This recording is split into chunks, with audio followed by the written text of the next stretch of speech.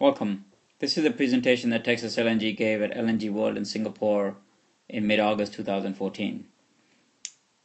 This was an important presentation because Texas LNG presented before a wide global audience that included off-takers, financiers, banks, government regulators, as well as other international projects. This is also an important presentation because this is the first time that we formally announced to the public that we are ready to talk to off-takers. Hope you enjoy the presentation. As many of you know, Texas LNG is a pure-play US LNG project. We will produce LNG from South Texas in 2019. Very importantly, we feel that we are a credible alternative to the status quo, where the few LNG suppliers today control the market, and LNG customers are taken for granted. Our commercial model is very simple, and we'll talk more about it in a few slides. But importantly, we will encourage flexible commercial terms. We will have delivered prices that are based on gas and gas economics and true cost. And we will not have one-sided terms, what we consider artificially oil-linked prices, and the opaque cost structure that we see throughout the industry so far. We think that the industry is going through some massive changes, especially in the way LNG is bought and sold, and Texas LNG aims to be on the forefront of these changes. As many of you know, we have an incredible site. We have 110 acres of land on the north shore of the Brownsville Ship Channel. The Brownsville Ship Channel is in South Texas. We are very close to the Mexican border. We have a deep water frontage. In front of our site that you see here, we have 12.9 meters of water depth. The canal here, the Brownsville Ship Channel, was built by the U.S. government, and it is maintained by the U.S. Army Corps of Engineers, who maintains the draft. We have a very wide channel in front of our site, something around 300 meters wide. Gives plenty of room for ships to maneuver. We have, as you can see from the diagram, we also on the north boundary of our site is quite a large highway that connects the city of Brownsville with the city of Port Isabel. Both cities are about 10 miles away, about 15 kilometers in either direction. So we're very close to infrastructure.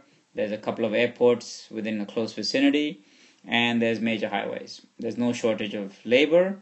There's no shortage of supplies. There's no shortage of water and electricity. You can see from our diagram here, our schematic, that we will have a very simple feed gas treatment plant to process the gas coming in from the grid. We'll talk more about that in a minute, feed gas options. We will have a grounded LNG plant. This is our innovative concept. Again, I'll talk about that in the next slide. And we have a very simple but yet very efficient maneuvering system where we can turn the tankers around with this pivot system that we have here, the V-cut. We are planning to have one LNG storage tank. As I said again, our site is located on the Brownsville Ship Channel.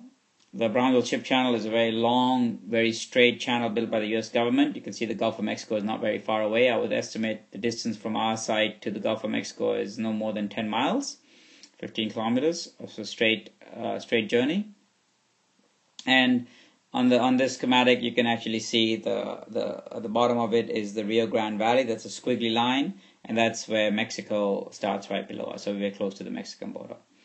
The little inset picture shows some of the natural gas grids running through the area. We are one of the closest ports to the Panama Canal, which is important for many of our Asian buyers. Our innovative concept of a barge/skid, we haven't decided which one it's going to be, is very much modeled after the Statoil Snowit LNG project. Now, of course, Statoil's Snowit project has had other difficulties, but they're related to the LNG process and not actually to the construction itself. In this particular project, the yellow barge was built in Spain, and that contained the entire liquefaction process, 4 million tons in this case. It was carried to the north of the Arctic Circle on this red carrier vessel. Once it got in step 2, you can see when the carrier vessel got close to location, it submerged, allowing the yellow barge to float away. It was then floated into a wet dock here, you can see. and then effectively dammed off, and now it is part of the island itself. This allows that project and our project as well to take all the advantages of FLNG. We see FLNG has a lot of great advantages. It allows the processing plant to be built in a controlled environment with skilled labor under controlled cost, controlled schedule, and also commissioning on location. Yet this scheme allows us not to avoid any type of maritime operations. We all know that the limitations of FLNG or the challenges of FLNG relate to the maritime operations, which includes things like sloshing of tanks, off-take difficulties, disconnection at bad weather, safety issues, limited real estate on the deck, the size of the strength of the LNG tanks located below in the hull. These are all issues that we think we want to avoid, but yet we want to take advantage of the FLNG construction scheme. So our concept is going to be very similar based on this, and that's one of the reasons why we have picked our partners, which is Samsung Engineering. Samsung, as many of you know, Samsung Heavy Industries operates one of the most sophisticated shipyards in the world. In fact, Shell's Prelude giant FLNG ship is being built there. But Samsung Engineering is our partner here, and Samsung Engineering we think is an ideal partner because they are very capable of putting together our LNG plant. We have already completed the conceptual study with them that validated the concept. We are now in the middle of pre-FEED. Pre-FEED actually started in June this year, in June 2014. We will transition into FEED towards the end of this year. And towards the end of next year, transition into detail engineering in anticipation of FID, which will coincide with the government FERC permit approval sometime in the middle of 2016. Samsung has nominated about 25 engineers working full-time on this project in Houston and in Seoul, and we have our technical staff working with them as well. We are quite pleased with the relationship, and we look forward to having Samsung take us all the way into FID as well as EPC and beyond. Because of Samsung's very strong connections in Korea, we also think that the Korean buyers would be somewhat interested in our project, as well as Korean financial institutions to help us with the debt and equity down the road.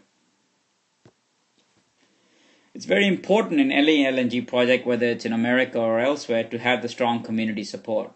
Without the strong community support, projects have a difficulty time getting permits, difficulty time getting the socialist license to operate, difficulty time getting the correct labor that we need. We're very fortunate that the town of Brownsville and the community has been very supportive of our project. We've had a series of community meetings. We've had discussions with a lot of the stakeholders, including the port authorities, the local Coast Guard, the local commercial organizations, the local educational organizations, and everybody's been very strongly supportive of our project. There are, of course, some other projects being proposed in Brownsville as well. We hope all of us succeed. We all have slightly different concepts, but we are definitely one of the leaders in getting Brownsville to become an LNG center of export like we think it will. So we're quite excited to be in the community, and we feel very welcome in the community.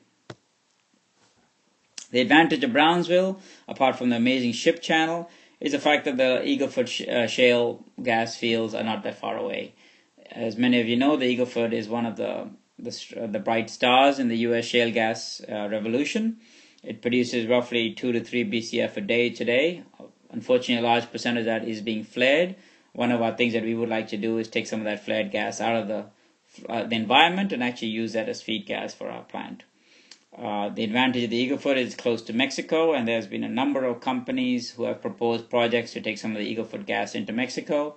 That's advantageous for us because most of these pipelines and trunk lines cross into Mexico within close proximity of our plant, either direct, very, very close to it or within 50 miles of it.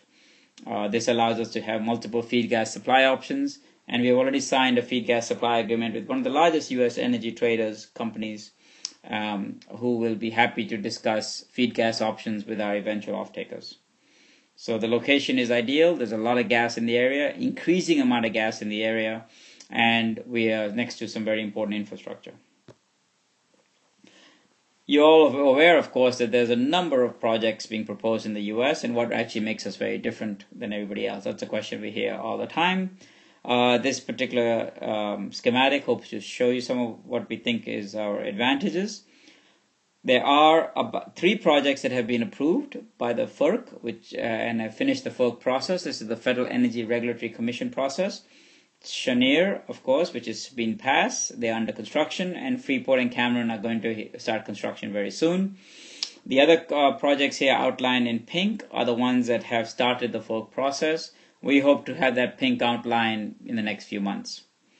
That's quite important because once you start going through that process, eventually you'll come out of it and hopefully get a permit at the end of it.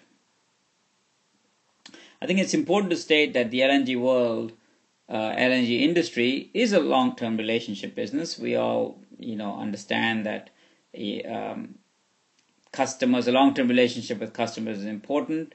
The credibility you have with the customer is important.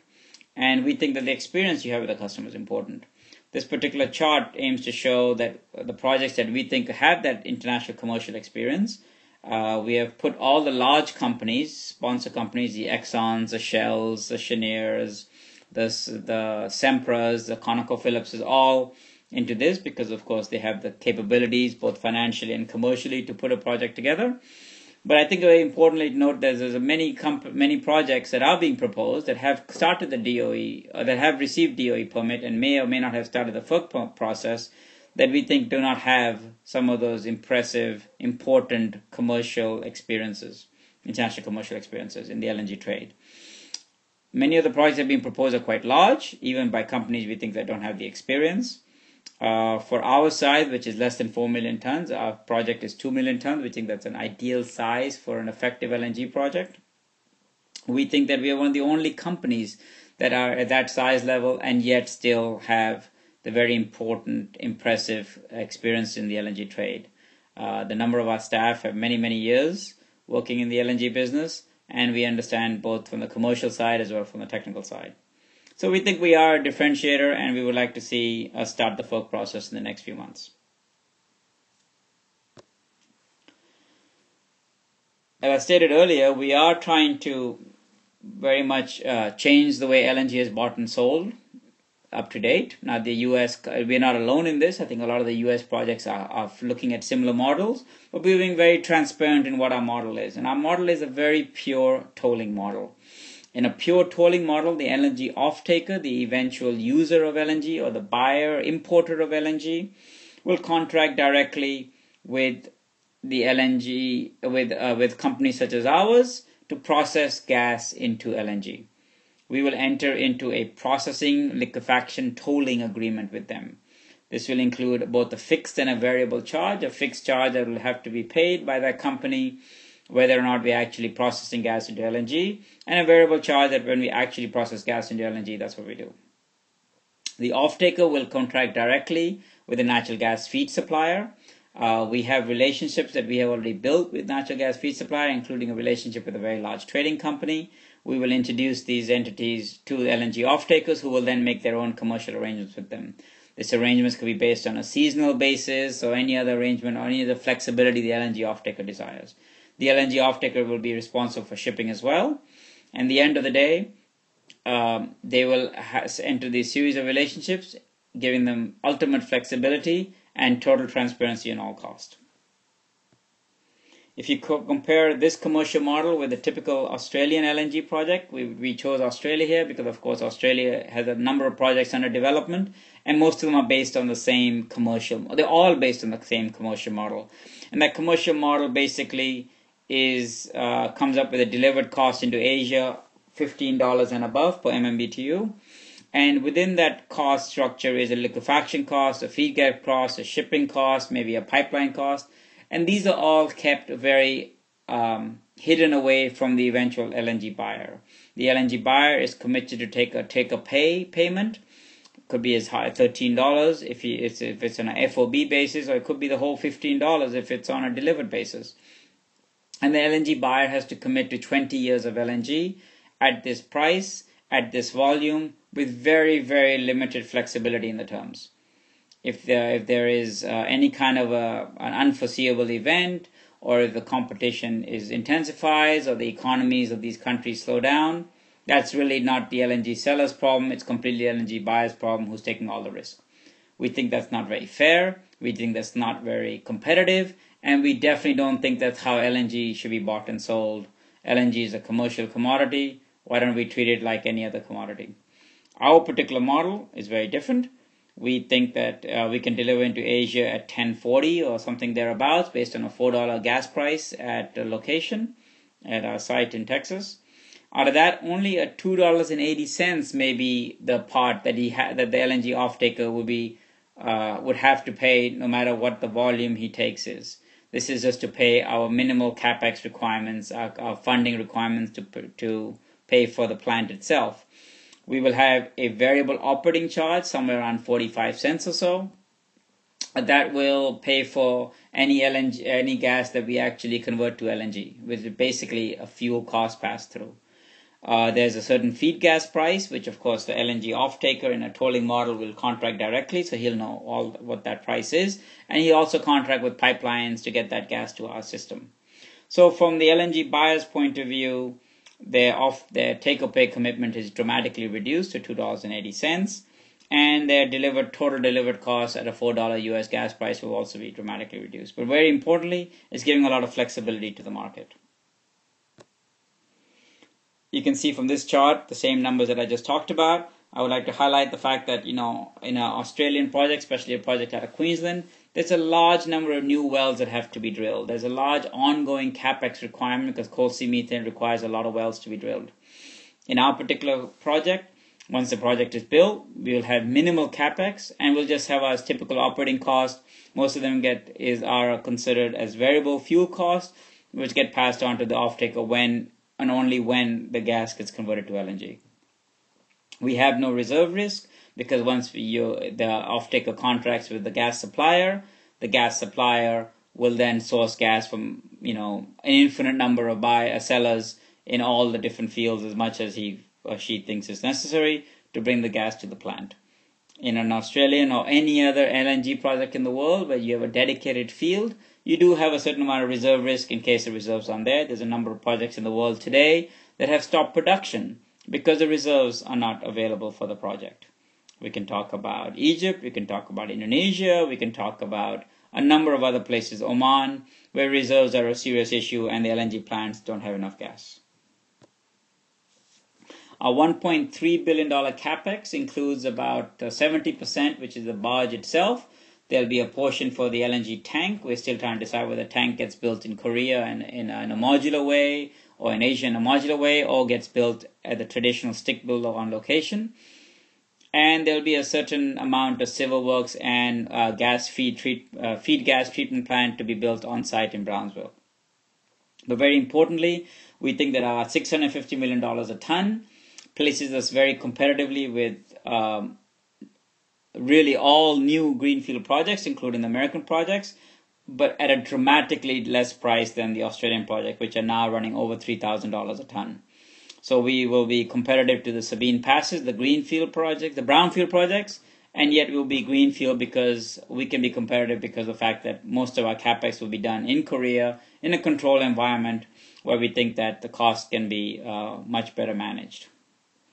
Our project is very strong economically and also provides a cheaper price for the customer. Like every other project, there are risks. Our biggest risk that you would expect from American projects is permitting risk. We're doing a series of steps to mitigate this risk. We have our DOE FTA approval. You may have read that the DOE has now changed the rules where they will only consider FTA and non-FTA approvals based on if a project has started the FERC process. We already have our FTA export license, and we expect to start the FERC process within the next few months. As soon as we start the FERC process, we think that then the DOE will then look at our non-FTA approval, and we should get that in due course. Our FERC process should begin the next few months. We're looking at getting financing to help support that process. We hope that financing is made available to us very soon. And we expect the full submission by the end of next year and FERC approvals in 2016. The FERC does look at this community to make sure the community is supportive of this project. We have a strong community support, and we think that with a minimal environmental impact, both because of the innovative scheme of building it on a barge as well as the location, we think that we're in a very good stead to reduce the risk of not getting the FERC approvals. We've already done basic environmental as well as geotechnical screening on the site. We are going to reduce our technical risk as much as possible. We're choosing Samsung as our partner, and we are definitely going to use proven LNG liquefaction technology. We're talking to a number of suppliers, but our single most important criteria is the fact that the technology is proven, it is stable, and it is widely accepted and off the shelf. We're not in the technology development business. Feed gas supply, we're talking to a number of feed gas supply options. As I mentioned, there's many pipelines ideas to build pipelines into Mexico. We have an LNG feed gas supply cooperation agreement with one of the largest American trading companies who would be happy to make offtake arrangements with any of our buyers, feed gas supply arrangements with any of our off-takers, And we're close to the Eagle Ford Shale, where the production is only increasing every year, and the supply of gas is increasing probably more than the local demand, and thus there are a number of different projects to not only reduce the flaring, but also to export some of this dry gas. Community outreach is important. We've already done a series of community steps, and we think that we have strong support from stakeholders in the community, both in the industry as well as outside the industry. So we think we're in a good system there.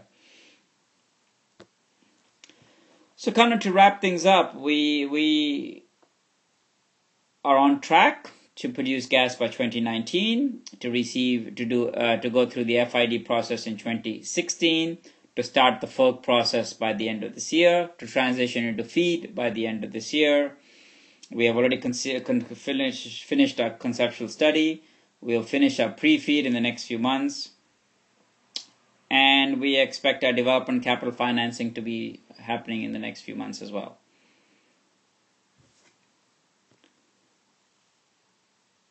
So, Texas LNG will provide flexible, reliable, and economic LNG source for growing LNG markets, and we're now ready to begin to talking to off-takers. We look forward to having discussions with all of you. Thank you so much.